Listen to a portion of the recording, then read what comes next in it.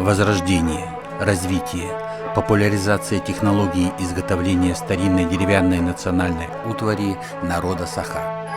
Мастера разных эпох якутского народа оставили богатейший материал для изучения. Сегодня возвращается историческая ценность старинных образцов утвари. Мастера Намского улуса занимаются изготовлением и распространением старинной технологии изготовления деревянной утвари. В ходе реализации проекта проведены теоретические занятия, обучение, классные часы, а также с приобретением станков и инструментов начаты работы по изготовлению деревянной утвари. Приобретены токарный станок по дереву в количестве 2 штук, набор резцов, сетевой электрорубанок, сетевая дрель, сетевой лобзик, сверлильный станок, верстак складной, ручной рубанок. Мастера обучают навыкам работы на станках, а также учат вручную делать орнаментацию готового изделия. Прежде чем начать работу, получены теоретические знания о истории деревянной утвари. Изучены материалы по видам орнаментации в музеях Намского улуса. Проект рассчитан на 4 целевые группы: для людей с ограниченными возможностями, безработных, пенсионеров, молодежи и детей.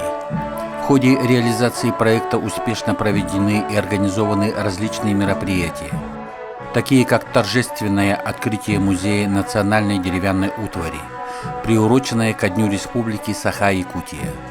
К этому праздничному дню в Намском улусе ежегодно проводится День национальной одежды, где все дети и взрослые на работе, в школе, в детских садах одевают национальную одежду.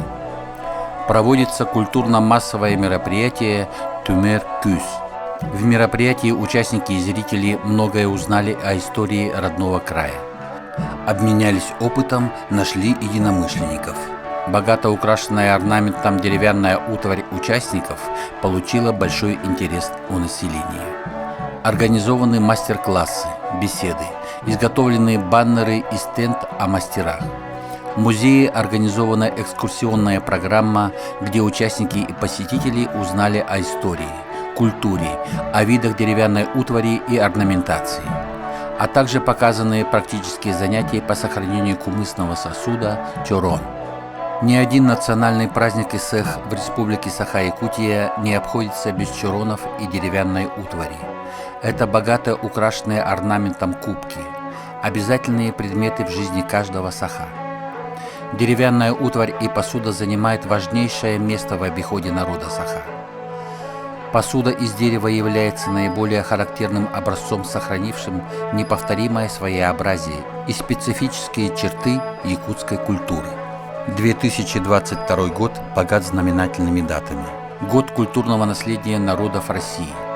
125-летие выдающегося политического и государственного деятеля Максима Кировича Амосова. Столетие ЯССР и 125-летие члена Союза писателей СССР. Известный алунхасуд Намского улуса Егор Герасимович Охлопков Буаратай.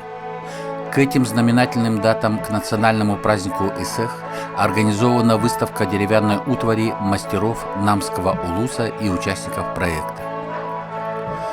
Успешно проведен улусный конкурс по изготовлению обрядового сосуда чорон и разной деревянной утвари народа Саха. Чорон Абыланна. Проведено торжественное открытие конкурса, обряд алгыс и выставка работ. В рамках проекта уделено большое внимание и поддержка народного искусства, мастеров и умельцев.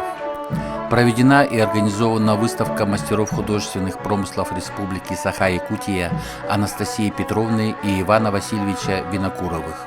Огуяр, Туагум, Умсулганна.